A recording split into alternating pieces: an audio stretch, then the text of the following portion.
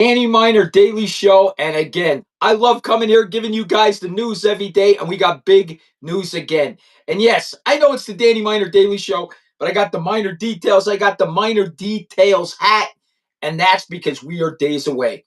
We are days away from my other channel where I have a podcast with Angela and Pete called The Miner Details. And we're up and coming.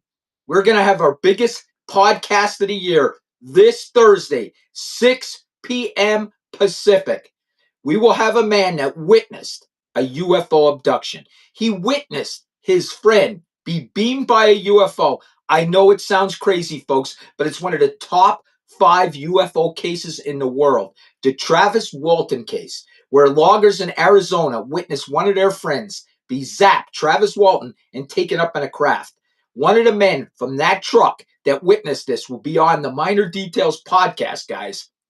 Thursday, 6 p.m. Pacific. We'll be taking your questions live. We're streaming everywhere. But of course, we're streaming right here on Rumble, and we want you guys to watch.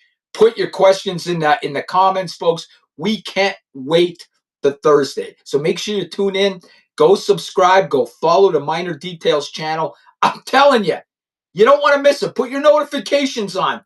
I'm telling you, this podcast will be viral. 100% viral. Now, folks, let's switch over to crime a little bit. I know I do a lot of politics, but honestly, I know crime. Bryan Kohberger. Now, I haven't talked about him in a long time. Oh, by the way, Dubby sponsors the show. It's the best energy drink out there, folks, especially for gamers.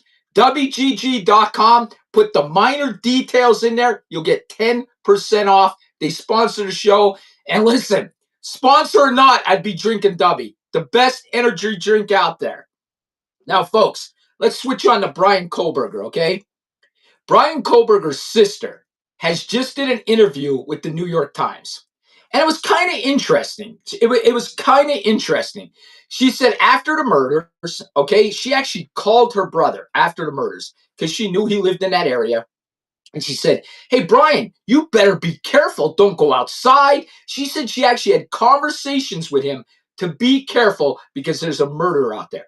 Never did she think it was her brother. Never once. Now, throughout the whole thing, she didn't talk about the incident or the crime, but she did talk how she had to leave her job because of it. Think about this. And we often don't think of this. Families of these people like Bryan Kohberger, these murders are victims too. They did nothing, but they're labeled. This sister lost her job, her good job, because of her fucking brother. So these family members, we don't look at it this way, but they are victims also. Their families are victims because their families got to live with what they did and be labeled for something they didn't do. So to Bryan Kohberger's sister, Mel, I feel bad for her. Losing her job, she did nothing. Nothing, and she loses her job. So I want to tell you guys out there, we don't think about it. But family members of these murders are victims too. Think of active shooters. Oh my God, their families are going to be labeled for the rest of their lives. And Bryan Kohberger's family is labeled. Like I said, his sister lost her job. Now, the other thing that she said was interesting, folks. The other thing that Bryan Kohberger's sister said that was interesting, she said he was very socially awkward. And I think we know that already, right? He was socially awkward, she said. That's for a fact. She said he did get irritated and argumentative once in a while, but she never seen violence in him. Never, not once. His sister said she never, ever seen violence in him.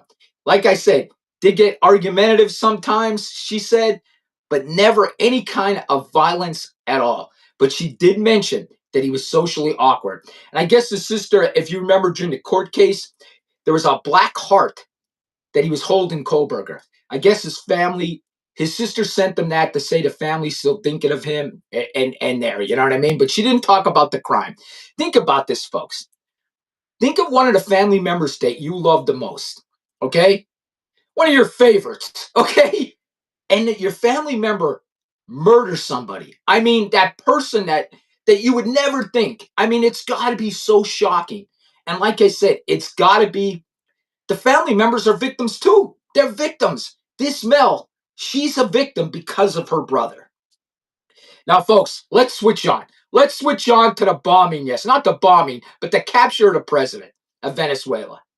The Democrats are embarrassing themselves so much. You are supporting dictatorship. The Venezuelan people are dancing in the street because they're free now. They're crying. They're hugging each other. They're thanking Americans.